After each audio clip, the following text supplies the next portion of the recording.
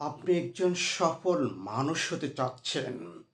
আপনি সফলতার স্বর্ণশিখরে আরোহণ করতে চাচ্ছেন।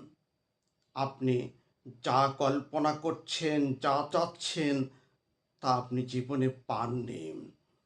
আপনি হতাশ হয়ে যাচ্ছেন।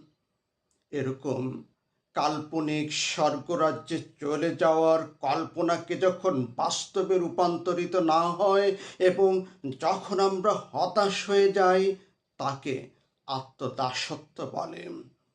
আমরা এরকম আত্মপ্রবঞ্চনার শিকার হচ্ছি প্রতি মুহূর্তে।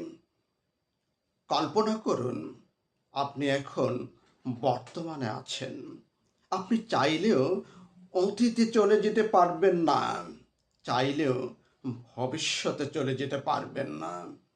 আপনি চাইলে অতীত